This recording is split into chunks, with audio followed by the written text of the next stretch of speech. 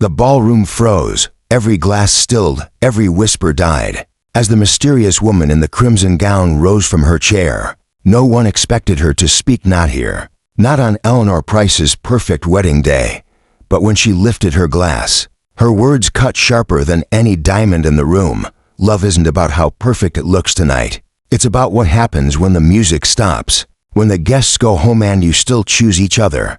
In that moment, the bride's smile faltered, and the entire wedding belonged to her. But who was she? And why did Adrian Cole, the billionaire Eleanor once left behind, choose her as his date? This is the story of the stranger at the wedding. If destiny had a taste for cruelty, Adrian Cole was convinced he'd been its chosen meal more than once. That afternoon, the skyline of Manhattan glimmered against his office windows, 1,000 shards of glass and ambition stretching into the pale winter sun. His phone still buzzed from congratulatory calls. He had just closed a landmark deal, acquiring one of Paris's most prestigious design houses. To the financial world, Adrian was a man at the summit, a figure sculpted in marble, flawless, untouchable. And then Clara, his assistant, stepped into the office carrying a velvet envelope with no return address. She held it as though it carried a curse. "This came for you," she said, her voice tight. Hand delivered. Adrian took the envelope. Heavy stock, embossed gold initials, a faint whiff of rose oil. He didn't need to open it. He already knew. Still, he tore the seal. "You are cordially invited to celebrate the marriage of Miss Eleanor Price and Mr. Victor Langford." The words blurred for a moment before sharpening into the cruelest kind of clarity. Eleanor, his Eleanor, the woman who once promised him forever during a moonlit dinner in Florence, then vanished without warning, leaving behind a ring and a 2-line note. "It's better this way." Now she was marrying Victor Langford, heir to an old steel empire, and a man Adrian had always considered more polished account ledger than human being. He leaned back in his leather chair, staring at the envelope as the skyline mocked him from beyond the glass. "You've got to be kidding me," he muttered. Clara lingered, unsure if she should speak. "I thought you'd want to know." Adrian gave a humorless laugh. "Want to know? She left me, Clara, and now she sends me an invitation. That's not courtesy, that's arrogance." But he didn't throw it away. Instead, he set it on the desk where the late afternoon sun made the gold ink burn. The more he looked at it, the more something dangerous began to coil inside him. Adrian Cole wasn't known for retreating. He built his empire not on safety, but on bold, almost reckless gestures.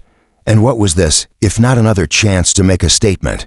Not the dignified choice therapists in Manhattan loved the word dignified. But dignity had never built empires, statements did. And so, by the time the office lights dimmed and the city glowed like a sea of diamonds, Adrian had made a decision. He would attend Eleanor's wedding, but not alone. He would bring someone who could shake the very ground Eleanor stood on. Not another socialite, not a model, no one from the sterile circles she adored. He needed someone unexpected, someone who didn't belong to their world, but would own the room anyway. Where would he find such a person? 2 mornings later, a storm rattled the windows of a narrow bookstore cafe in Soho. Adrian came there often, to escape the endless parade of investors and lawyers. The smell of old paper and roasted beans was a small rebellion against his high-rise world. He had just taken his espresso when the door swung open and a gust of wind hurled a woman inside. She was clutching an armful of books, her scarf unraveling behind her like a pennant. Before she could reach the counter, the stack slipped. Novels skittered across the floor and collided with Adrian's cup, sending espresso arcing in a brown splash. "Perfect," she groaned, dropping to her knees. "First the subway breaks down. Now I baptize Tolstoy in caffeine." Adrian bent down, brushing droplets from his sleeve. "I'll cover the damages. Tolstoy's survived worse critics." She looked up, strands of dark hair sticking to her cheek. Her eyes, storm gray, unguarded, met his, and for a brief second the room seemed smaller. Recognition sparked in her gaze. "Wait, you're Adrian Cole, aren't you?" "Guilty," he said. Her grin was quick, disarming. "Didn't peg. You as the type who spills coffee on strangers, or on Russian literature." He almost laughed, something he rarely did with strangers. They gathered the books, and as she straightened, he caught the faint scent of rain and ink. "I'm Leela," she said, extending a hand still blotched with coffee stains. "Freelance photographer. Professional at surviving disasters like this." "One, Adrian." He paused, then smirked, "though you already knew that." They spoke only minutes, but it was enough for Adrian to notice what set her apart: the absence of calculation. Everyone he knew weighed words like currency. She simply spoke. She mentioned a shoot for a small magazine, a cramped walk-up apartment, with a leaky roof, the thrill of capturing moments no one else noticed. She wasn't trying to impress him, and perhaps that was what impressed him most. As she turned to leave, adjusting the mustard-colored scarf still damp with coffee, something reckless burst from Adrian's lips. "Leela." She paused, glancing back with one eyebrow raised. "This will sound insane," he said, "but would you be my date to a wedding?" Her laugh rang out, low and amused. "That does sound insane. Whose wedding?" "My ex-fiancée's." She blinked. "You've known me 5 minutes and want me to walk into a powder keg of champagne and resentment. That's the idea." She studied him, eyes narrowing with curiosity rather than fear. "You realize this is either a lawsuit or the plot of a very bad romantic comedy." "Maybe both," Adrian admitted, "but I promise it will be unforgettable."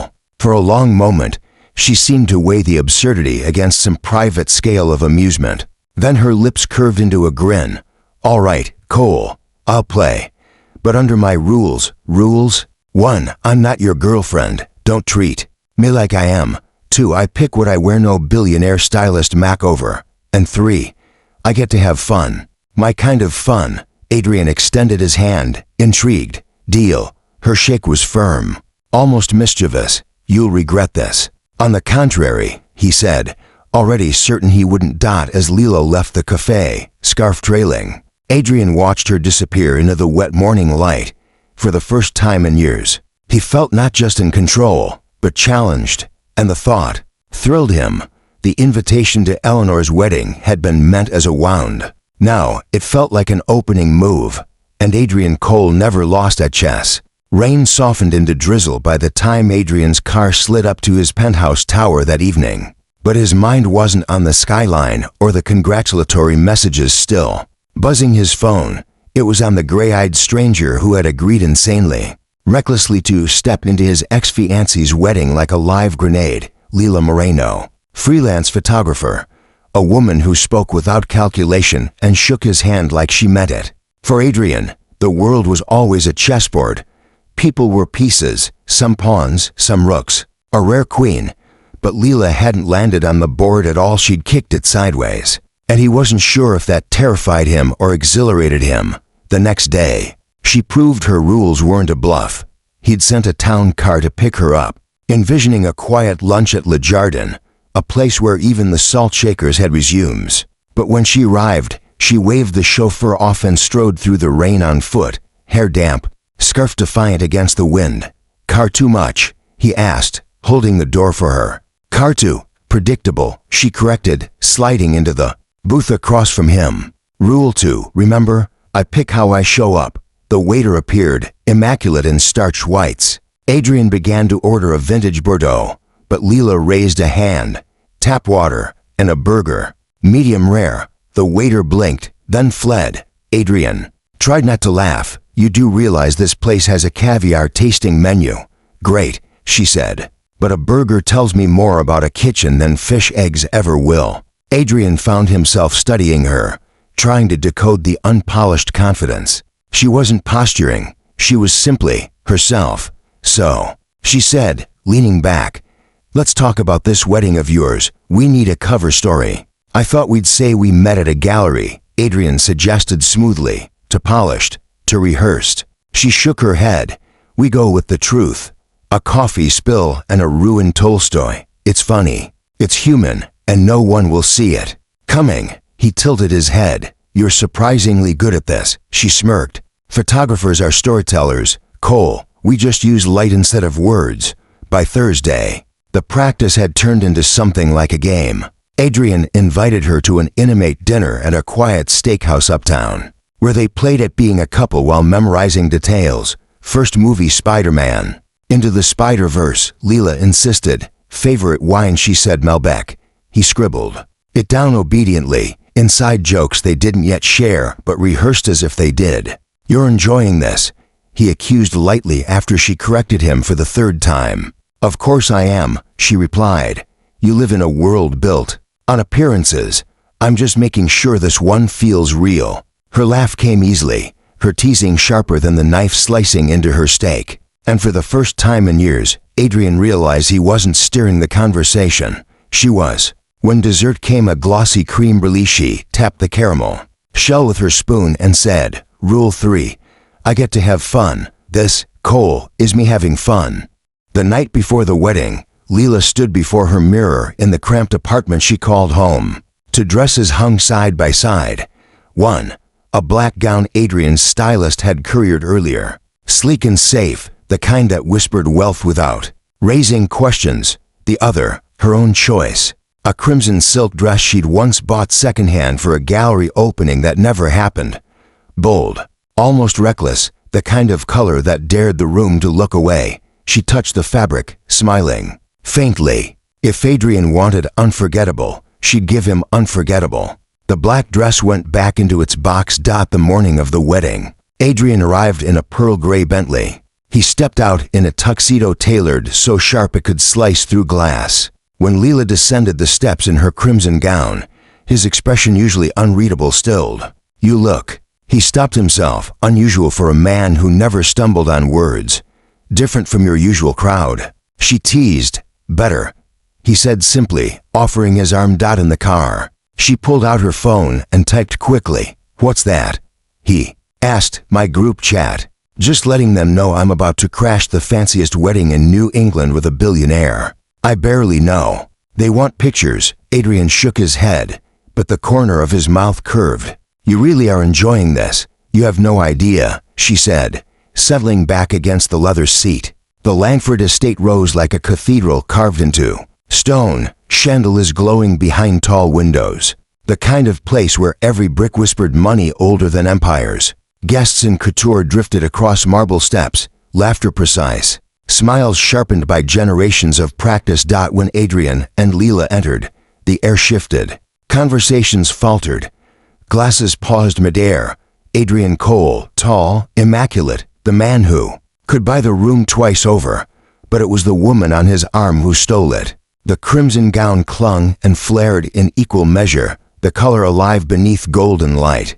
A single silver cuff glinted against her wrist, bold against her warm skin. She wore no necklace, no diamonds, just the tilt of her chin and the calm certainty in her step. Whispers began at once. Who is she? Where's Eleanor? Has she seen them yet? Adrian's grip was steady, but Leela felt the faint coil of tension. Beneath it, she leaned closer, her voice barely audible. Smile, Cole. Not with your mouth, with your ego. You want them to wonder. He glanced down at her, eyes flickering with something that looked suspiciously like admiration. It didn't take long. Like a shift in weather, the air tightened. Leela didn't have to turn to know why. Eleanor Price had entered the room. She was radiant, as always, her gown champagne silk, her hair an intricate sculpture, her smile honed to perfection. But when her gaze landed on Adrian and the crimson figure beside him, that flawless mask trembled. She crossed the room with Victor Langford, tall and polished, at her side. Victor's handshake with Adrian was firm but cold. Adrian, Eleanor said, her voice smooth as glass. How lovely you could make it. You did send an invitation. Adrian replied coolly. I'd have hated to disappoint.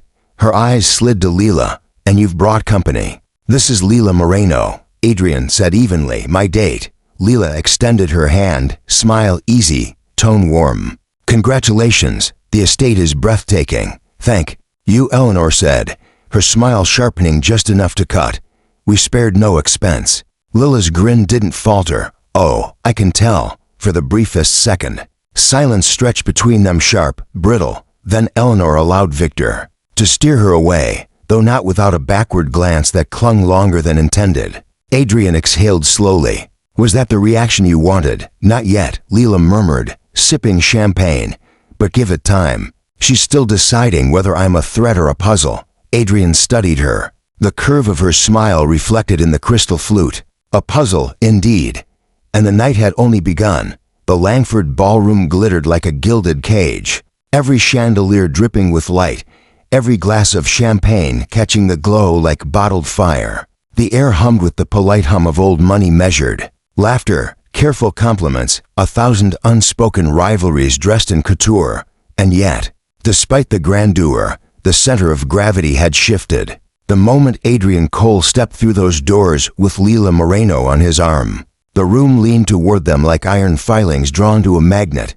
Leila felt it instantly. The weight of eyes, curious and calculating. She had been behind the lens, so often watching people reveal themselves under scrutiny. Tonight, she was the subject, and strangely, she didn't shrink. The crimson gown wasn't armor. It was invitation. Whispers are like camera shutters, she murmured to Adrian, her smile never fading. You don't have to see them to know they're there. He smirked faintly. You're enjoying this far too much. Of course, she said, because they don't know what to make of me, and confusion is more powerful than beauty. They moved among the guests, stopping at tables where men in tailored suits tried to place Leila in their mental Rolodex.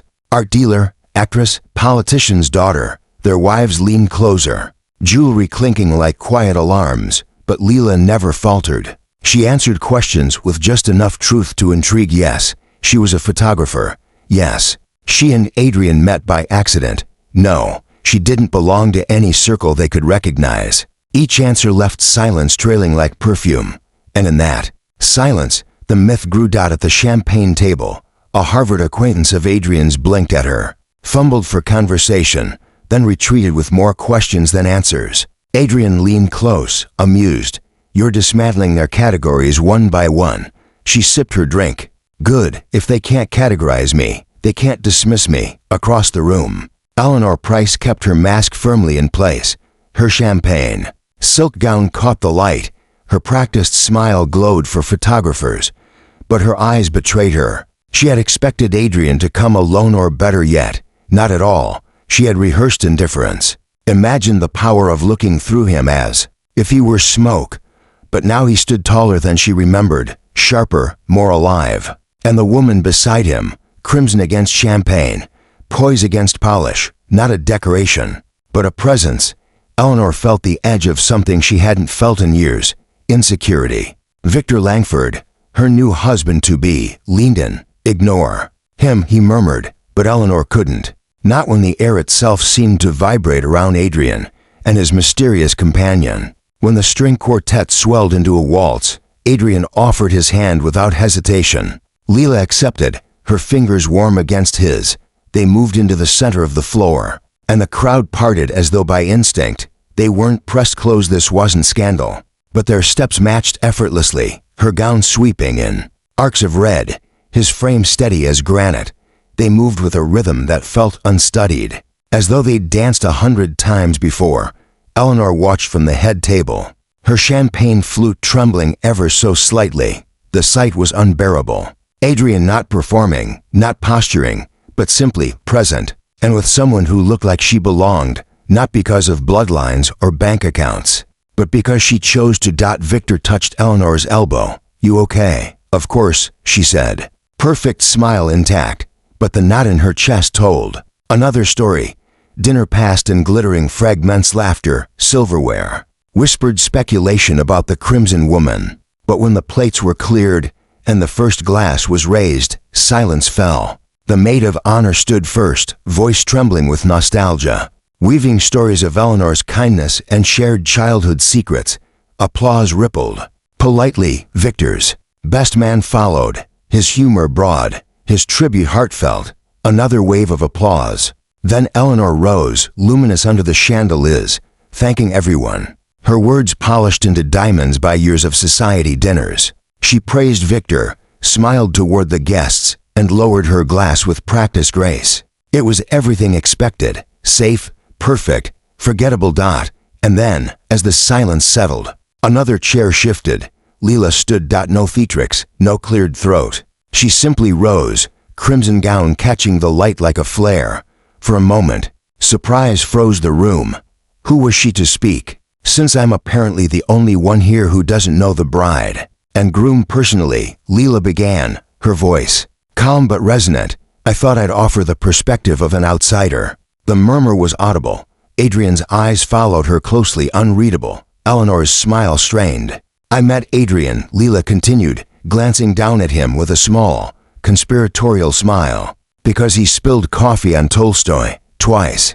I should have taken it as a warning sign. Laughter rippled across the tables, genuine, startled. Even the string quartet faltered for a beat. But here's what I learned, she said, her tone softening. Sometimes the people who stumble into your life literally show you things you didn't know you needed to see. And tonight, I think that's what weddings remind us of. That love isn't about perfection. It's about what happens when the music stops, when the guests go home, and it's just the two of you in the quiet. If you can still laugh then, still choose each other, then you've already won. The air shifted. Cutlery stilled. Guests leaned forward, caught in her gravity. Leela lifted her glass slightly. So here's to the courage it takes to choose, to the moments that define us, and to the unexpected company who reminds us life doesn't always follow the guest list. She sipped, set her glass down, and sat. For a moment, silence reigned. Then applause began, hesitant at first, then building, not raucous, but undeniable. Adrian leaned toward her, his voice low. You just hijacked the evening. Not at all, she replied, lips curved. I just redirected it. Across the table, Eleanor's smile was frozen porcelain. Daniel's eyes darted between his bride and the crimson woman who had stolen her spotlight. Guests buzzed, whispers snapping like sparks, and Leela sat, calm, composed, as though she hadn't just shifted the entire weight of the night. Adrian studied her, the faintest trace of pride softening his gaze. He'd brought her here as a statement, but somewhere between the champagne table and that toast, the game had changed. She wasn't his pawn. She wasn't even his queen. She was her own player entirely, and the wedding meant to be Eleanor's. Perfect triumph no longer belonged to Eleanor at all. The ballroom seemed smaller after the toast. Conversations that had once floated on the surface now circled in quiet currents, drawn again and again toward the woman in crimson. People who had never laid eyes on her before leaned into their neighbors, whispering questions that had no easy answers. Leela pretended not to notice. She kept her gaze on her glass, her posture relaxed, the faintest smile tugging at her lips. But she felt it, the room tilting, the air charged with speculation, and across the table, Adrian's eyes never quite left her. Eleanor, meanwhile, sat rigid at the head table, her smile carved in porcelain. Victor touched her hand once, murmured something meant to soothe, but she didn't hear him. Her gaze kept straying back, unwilling, unblinking, to the crimson figure who had stolen what was meant to be her night. When the music rose again, and couples drifted to the dance floor, Adrian stayed seated. Leela leaned close enough for only him to hear. She's unraveling. You see it? He nodded once. You did that. I only spoke the truth, she said lightly. Before he could reply, another presence loomed at their table. Victor Langford, glass in hand, smile polished to perfection. But his eyes, when they landed on Leela, flickered. Adrian, Victor said smoothly, your guest has quite a talent for public speaking. His gaze slid to her. We haven't met, have we? Leela set down her glass with deliberate calm. Not formally. Something passed between them, recognition, sharp as the crack of a match. Adrian caught it instantly, though he couldn't name it yet. Victor's smile sharpened. Philadelphia. A mural project, wasn't it? You were younger then, but I never forget a face. Lila's fingers tightened around her glass. You paid half of what you promised, she said evenly, and when I called you on it, you suggested making it up in other ways. Her voice was quiet, but the edge was unmistakable. Adrian straightened, every muscle alert. Everything all right here? His tone was polite, but steel threaded through it. Victor's grin widened, though it looked more like a mask. Of course, just catching up with an old acquaintance. Not that old, Leela said, her gaze steady. Some things you remember forever. Before Victor could answer, Eleanor appeared, her hand sliding onto his arm. Darling, come help me with the gift list. Her tone was sweet, but her eyes flit between them with razor calculation. Victor excused himself with a shallow bow and let himself be led away. The moment they disappeared, Adrian leaned in, his voice low. "Want to tell me what that was?" Leela didn't look at him. Her gaze stayed on the dance floor where couples swayed beneath the chandeliers. "Your ex's new husband once hired me, paid me half, then tried to settle the rest with charm and entitlement.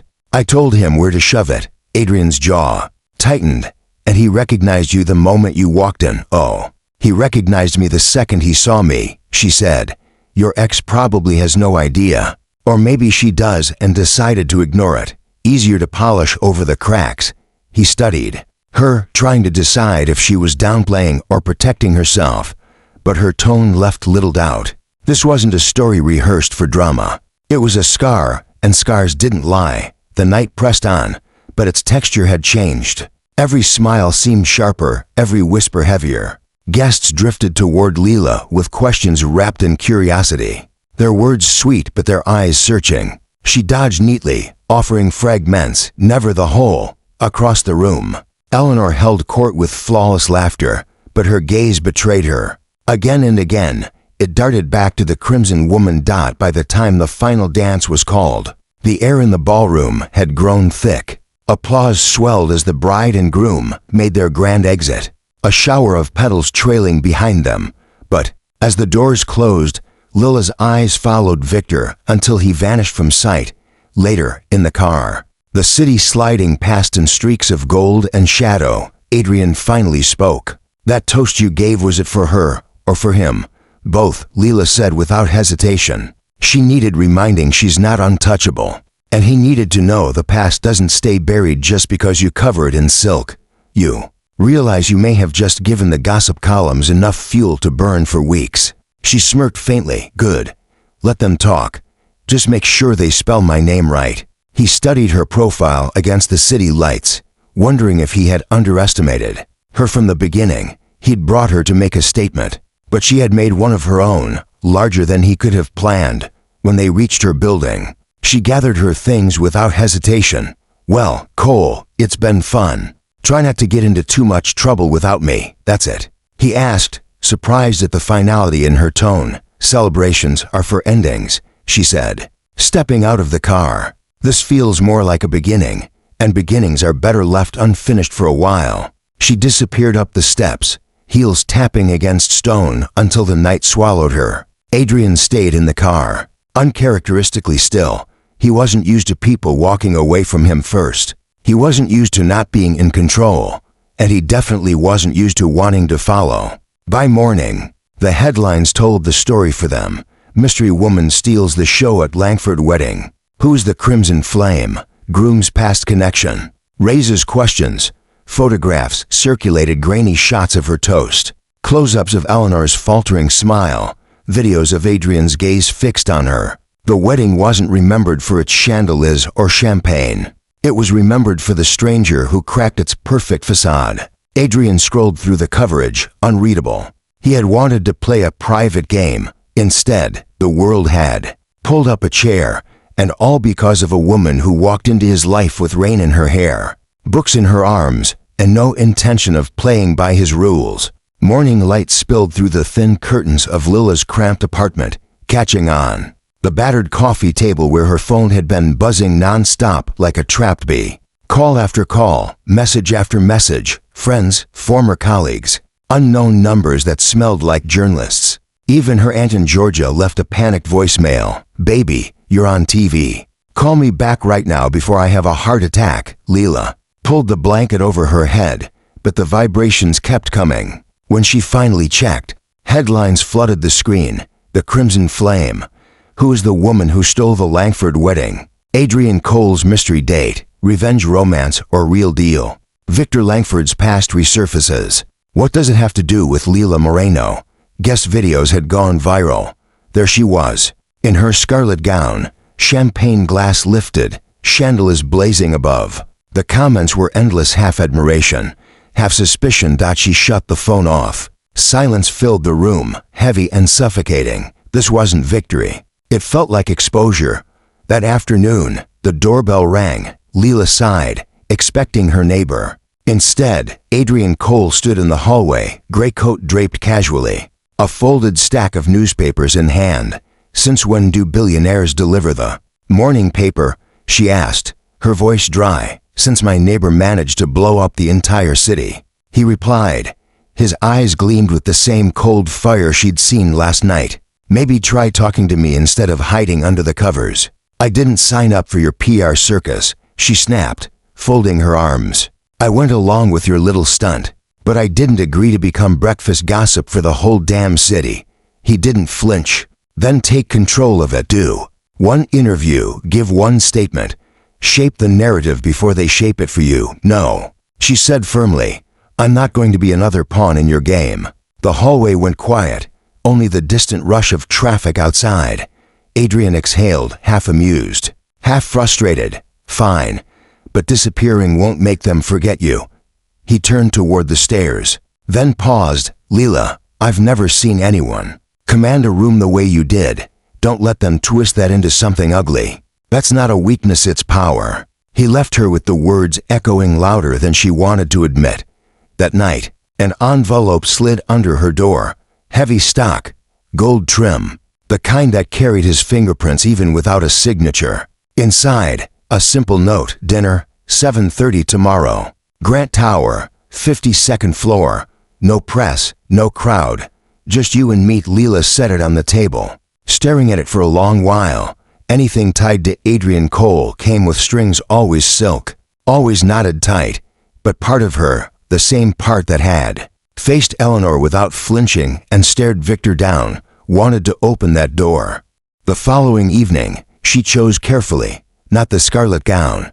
A midnight blue dress, sleek but quiet, armor disguised as elegance. The elevator opened straight into the glass-walled dining space, the skyline glittering like a reversed galaxy. Adrian was already there, waiting by a table set for two. No boardroom, no entourage, just candles, silver, and a man who looked for once not entirely in control. "You came," he said. "You didn't give me much of a choice," she answered, sliding into her chair.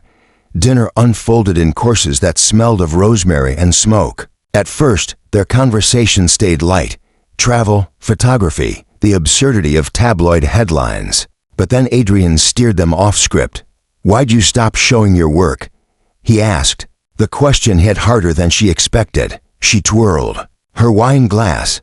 "Because of the noise, rejection screams, praise whispers. After a while, you start believing the noise." His gaze was steady. "You're not afraid of noise. You're afraid of not being heard through it." She laughed softly, but the sound cracked. He'd cut too close, and she hated that he was right. By dessert, the air had shifted. Adrian set his fork down. "I want to hire you." Her brows arched. "As what? Your professional plus one? The woman in red for your next stunt?" "No," he said evenly. "I'm opening a gallery. I've got the space, the capital. What I don't have is an eye. You do. I want you to run it." For a moment, she just stared at him. A gallery, a stage she'd once dreamed of, dangled now by the one man who could turn it from fantasy to reality. A gift, a trap, maybe both. She leaned back, folding her arms. "You don't want me to curate a gallery. You want to see what I'll do when the world is actually watching." He didn't deny it. "Exactly." The city glimmered outside the glass walls, and for the first time, Leela didn't feel like prey under its gaze. She felt possibility. When she left, the elevator hummed down into darkness, her reflection fractured in the mirrored walls. She wasn't sure if she'd just been handed freedom or shackles, maybe both. But one thing was certain: for the first time in years, she wasn't afraid of the noise. Leela woke the next morning to sunlight spilling across her kitchen counter, and her phone buzzing itself half to death again. She let it ring until it finally went quiet. The silence didn't last. A fresh notification rolled in. A headline from page 6, "The Crimson Flame seen at Grant Tower. What's next for Adrian? Cole's mystery woman?" She groaned and tossed the phone face down. She hadn't even said yes to Adrian's gallery offer yet, and already the press had decided her life belonged to their column inches. By noon, another envelope arrived, this time couriered in a sleek black folder embossed with Cole Industries insignia. Inside was a proposal. printed on thick paper that smelled faintly of cedar, a budget, floor plans for the gallery, even a mock-up of her name at the bottom of a curator's letterhead. At the very end, a handwritten note in Adrian's sharp script: "Say yes, not to me, to yourself." She left it unopened on the counter, but she kept glancing at it all afternoon. That evening, she found herself standing in front of the cavernous, empty space downtown that Adrian had bought for the gallery.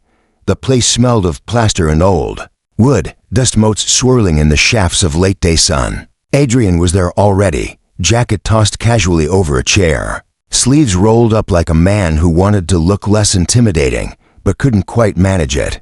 "You came," he said again, with that maddening half-smile. "Don't get used to it," she replied, though the words carried less bite than before. He handed her a set of plans. "So what do you see?" Leela walked the length of the room, her heels echoing on the concrete floor. She closed her eyes for a moment, picturing light against canvas, sculptures standing in pools of shadow, the hum of people seeing something that made them stop and feel. For the first time in years, she let herself imagine what she could build if she weren't running from noise but commanding it. "I see possibility," she admitted. "Good," Adrian said, "because I've already told the board you're in." Her head snapped around. "You did what?" He shrugged, perfectly unapologetic. "I don't hedge my bets." "Adrian, I haven't agreed to this." "Yes, you have," he said quietly. "You just haven't said it out loud yet." She wanted to argue, but the spark in her chest betrayed her. He was right. Still, she couldn't let him win so easily. "You're infuriating, and you're transparent," he countered. They stood there, the tension humming louder than the city beyond the glass. The following week was a blur. Adrian's world came crashing into hers: meetings with architects, sit-downs with potential donors, photos snapped by paparazzi every time she set foot outside. She ignored most of it, burying herself in sketches and notes, determined that if she stepped into this arena, it would be on her own terms. But the world didn't stop whispering. At one meeting, a patron leaned in close, his cologne cloying. "So tell me, Ms. Moreno, how exactly does one catch Adrian Cole's eye?" She smiled sweetly. "By spilling coffee on Tolstoy." Twice, the man blinked, unsure whether to laugh. Adrian, sitting across the table, did laugh low, genuine. The kind of laugh that cut through the suffocating room like a knife. For a moment, it felt easy. Too easy. It didn't last. One night, as she left the gallery's site, a black sedan pulled to the curb. Eleanor Price stepped out, wrapped in ivory silk, her presence like a blade drawn from velvet. "Ms. Moreno," she said smoothly, as if they were acquaintances meeting by chance at a luncheon. Leela froze but didn't flinch. "Mrs. Langford." Eleanor's smile was brittle. "You've certainly been busy since the wedding." "Funny," Leela replied. "I thought it was your wedding." For a beat, Eleanor's eyes hardened, the mask slipping. Then she recovered. Voice hunted once more. "Whatever game you think you're playing, I suggest you tread carefully. This world has rules." Leela tilted her head. "Then maybe it's time someone rewrote them." They stood in silence, two women carved from different worlds but colliding now on the same stage. Eleanor finally turned, sliding back into her car, but not before tossing one last glance sharp enough to scar. Leela exhaled only after the sedan disappeared into the night. Later, when Adrian found her sketching layouts at her kitchen table, he noticed the tension in her shoulders. "What happened? Your ex-wife to be dropped by," she said casually, though her hand trembled slightly as she set down her pencil. "Eleanor, she wanted to remind me of the rules." Adrian's jaw tightened. "What did you tell her?" "That I'm not interested in playing by hers." For a moment, something flickered in his eyes: admiration, maybe even pride. Then it softened into concern. "She won't back down easily." "Neither will I," Leela said. He studied her, in the dim light of her apartment, surrounded by sketches and coffee cups, and realized something unsettling. He had brought her into this world for spectacle, but now she wasn't just surviving it, she was reshaping it. And he wasn't sure anymore who was leading whom. The weeks leading to the gallery opening moved like a storm, loud, fast, impossible to escape. Everywhere Leela went, the flash of cameras followed. Photographers crouched outside her apartment. Reporters called out her name across sidewalks. Headlines multiplied. Adrian Cole's flame to curate new gallery. From nowhere to high society. Who is Lila Moreno? Sources claim Eleanor Price furious over Cole's new protege. She ignored them, mostly. She threw herself into the work. The gallery's bones came alive under her hands, walls repainted in warm ivory. Track lighting adjusted until every angle flattered the art. Invitations designed with simple elegance. She hunted down young artists whose names society hadn't yet learned, determined to give them the spotlight she once feared. But every triumph came with whispers. At a dinner with donors, she overheard one woman murmur, "Adrian's latest project always comes with a new face, doesn't it?" Another replied, "This one's different. She doesn't look like she'll disappear." Different, the word followed her, clung to her like perfume. She wasn't sure if it was a compliment or a warning. One late night, while moving canvases into the space, Adrian arrived unannounced, sleeves rolled, hair tousled. He leaned against the doorway, watching her wrestle with a frame twice her size. "You could have called for help," he said. "I don't like waiting for knights in shining armor," she grunted, sliding the frame into place. "Besides, you'd only tell me I was doing it wrong." Adrian walked over, steadying the edge with one hand. His other hand brushed hers, just for a second, but the jolt was undeniable. She pulled back quickly, heart stuttering, pretending to adjust the angle. "You've changed the space," he said, looking around. "It doesn't feel like mine anymore. It feels like yours." "Maybe that's because it is," she said softly. He studied her, that unreadable gaze turning warmer, almost dangerous. "You realize, don't you, that people already see us as a pair? We're not," she shot back. "No," he agreed. "But that doesn't stop them from believing it." The silence that followed was thick enough to touch. Lila busied herself with the next canvas, but her hands betrayed her. They trembled. The night of the preview arrived. With a kind of electric charge, cars lined the block outside the gallery, chauffeurs holding umbrellas against the drizzle. Inside, crystal glasses clinked, art critics whispered, cameras flashed beneath chandeliers. Lila moved through it all with her chin high. Crimson silk replaced by deep emerald, this time still bold, but less fire, more earth. She answered questions about the collection with calm conviction, never glancing toward the swarm of photographers, capturing her every move. Then she saw Eleanor. She stood near the entrance, draped in silver like moonlight, her arm looped through Victor's. The smile on her lips was sweet, but her eyes locked onto Lila with sharpened steel. "You've done something with the space," Eleanor said when their paths inevitably crossed. "Something," Lila echoed. "That's one word for it." "It's impressive," Eleanor conceded, though the compliment tasted poisoned. "But you should know, society has a way of turning on people who rise too quickly." Lila tilted her head. "Funny. I was about to say the same to you." For the briefest moment, Eleanor's mask cracked, her jaw tightening. Victor cleared his throat, steering her toward another group.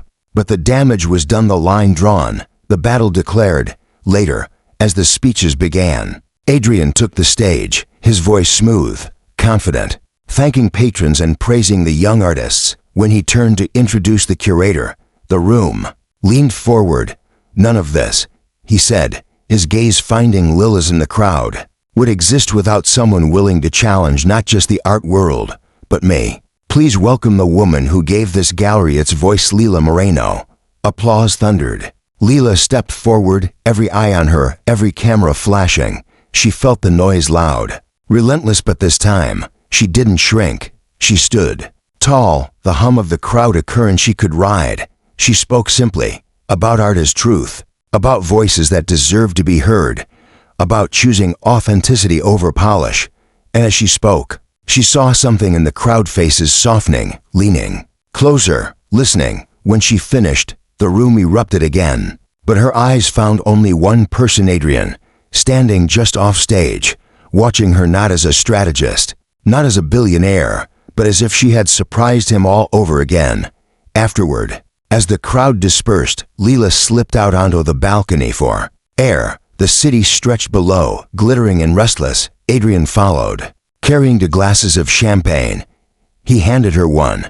"You were brilliant," he said. "I was honest." She corrected. "Same thing when it comes from you." She laughed softly, shaking her head. "You're impossible, and you're dangerous," he replied. His voice was quiet, but it wasn't teasing. For a moment, neither moved. The distance between them felt charged, the night pressing closer. But before anything could break, voices from inside called Adrian back. He left with a look that lingered longer than words. Leela stayed on the balcony, champagne warming in her hand, the city lights flickering like questions with no answers. She had stepped into his world, reshaped part of it, even stolen some of its air. But she knew the battle with Eleanor wasn't over, and she knew, with unsettling clarity, that Adrian Cole was no longer the one pulling all the strings. The gallery launch buzzed through the city like static. Critics called it refreshing, unexpected. Raw, investors called it risky, socialites called it scandalous. And every headline had Lila's name threaded through Adrian's like embroidery, inseparable. Even when she wanted no such tie, 2 days later, she woke to her face plastered across the front page of a glossy tabloid. Not in emerald silk or scarlet satin, but in grainy, half-lit photographs from 5 years ago. A mural project in Philadelphia, paint on her hands, hair tied back, exhaustion plain in her eyes. And beneath the photo, Victor Langford's forgotten. Affair, sources claim history, between groom and crimson flame. Her stomach dropped. They hadn't just found the past, someone had delivered it. By noon, her phone was flooded. Clients backing out of projects, journalists demanding comment, friends texting frantic questions. She ignored them all, heart pounding, rage and fear tangling like wires. When Adrian arrived at her apartment that evening, she nearly slammed the door in his face. "You knew," she accused. His expression didn't flinch. "I didn't. Of course you did. This is your world, you control the narrative."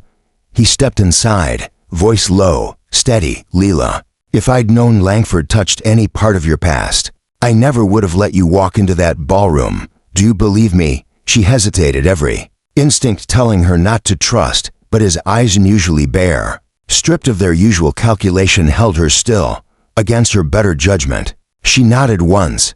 "Then believe this," he continued. "Eleanor leaked it." The name cut sharper than she expected. "Why?" "Because you rattled her. Because she can't stand a world where she isn't the center." Leela pressed her palms against the counter, grounding herself. "They'll eat me alive. I'm not built for this." "Yes, you are," he said, fierce now. "You walked into their wedding and owned it. You walked into this gallery and rebuilt it.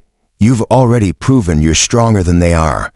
But at what cost?" Her voice cracked. "I never asked to be part of your war." Adrian went silent. For once, he had no strategy, no plan. Only truth. "It's not about Eleanor anymore. It's about us." The words hung heavy, more dangerous than any headline. Before Leela could answer, her phone buzzed again. Another notification. She glanced down and froze. A leaked voicemail. Her own voice, sharp with anger, recorded from years ago. "I don't care who you are, Langford. Pay me what you promised and leave me alone." The article twisted it, implying an affair, implying blackmail. By morning, it would be everywhere. She looked up at Adrian, panic rising. "This will ruin me." He shook his head. "No, this will ruin him, if we play it right." "I don't want to play," she snapped. "I want my life back." "Leela, no." Her voice broke. "But she didn't care. You pulled me into this because you wanted to hurt Eleanor. And now look at me." Her hands trembled, holding the phone like evidence. "Collateral damage." Adrian's jaw tightened. "You're not collateral. You're the point." Silence crashed between them. Finally, she turned away. "Get out." He didn't move at first. Then, slowly, he did. The door clicked shut, and the apartment felt cavernous, echoing with words she couldn't take back. That night, Leela sat alone, scrolling through headlines until her eyes blurred. Each one chipped at her, piece by piece. By dawn, she was too tired to cry. The gallery opening replayed in her mind, her speech, the applause, the balcony, Adrian's voice saying she was dangerous. Maybe he was right. Maybe she was. 2 days later, she showed up at Grant Tower uninvited. Adrian stood at his office window, staring at the city like a man searching for leverage in its skyline. When he turned and saw her, something unguarded flickered in his face. Relief, maybe even hope. She dropped a folder on his desk. Proof, invoices, contracts, payment records. He underpaid, just like I said. No affair, no scandal. Just a man who thought he could buy silence. Adrian flipped through the papers, then looked at her. You could have buried this, walked away. I tried, she admitted, but walking away never kept me safe before. Maybe standing still will. He studied her, then set the folder aside. We take it public. We end this on your terms. Her throat tightened. And what about us? Was there ever an us? For a moment, Adrian looked almost uncertain. Then he stepped closer, voice low. That's the only part I didn't plan. And it's the only part I don't want her to lose. The city lights glared behind him, harsh and endless. But for the first time, Leela didn't feel swallowed. She felt seen. She exhaled slowly, the fight draining from her shoulders. Then don't lose it. Adrian's hand brushed hers. Not possession, not strategy, just connection. For the first time, it felt real. Outside, the city roared, headlines spinning faster than either of them could catch. But in that moment, it didn't matter, because the wild card had never been Eleanor, or Victor, or even Adrian. It had always been Leela. The city glowed like a field of fireflies as the car slid silently through the streets. Leela sat back against the leather seat, her emerald gown pooling around her, the echo of whispers and applause from the wedding still clinging to her skin. She thought of Eleanor's mask cracking, of Victor's cold smile, of the way the entire ballroom had leaned forward when she spoke. She had walked in a stranger and walked out the story no one could stop telling. Adrian broke the silence first. You realize what you did in there? Leela turned, brow raised. What, ruin a wedding? His mouth curved faintly. No, you rewrote it. The words hung between them. She wanted to laugh, but she couldn't, because a part of her knew he was right. The car stopped in front of Grant Tower, its mirrored glass reflecting the night. Adrian offered his arm, and she took it not because she had to, but because she wanted to. The elevator carried them up in silence, the hum of machinery filling the space. When the doors opened, the top floor stretched before them. Just one table, set for two. Candles flickering against the skyline. No crowd, no photographers, no stage, just them. Adrian poured the wine himself, for once without ceremony. So, he said, sliding her a glass. Why'd you agree to this? To me. Leela traced the rim of her glass, thinking. She could have answered with sarcasm, with deflection. But tonight, felt too sharp for that. Because sometimes, she said slowly, a stranger holds up the clearest mirror, and maybe I needed to see myself in one. He leaned back, studying her, that unreadable mask slipping just enough to show something softer underneath. And what did you see? She smiled faintly. That I don't settle, not anymore. The silence that followed wasn't heavy, it was steady. A truce, maybe, or the beginning of something neither of them could name yet. Below, the city pulsed with its endless noise, headlines being written, photos being posted, whispers turning into stories. But up here, it was quiet.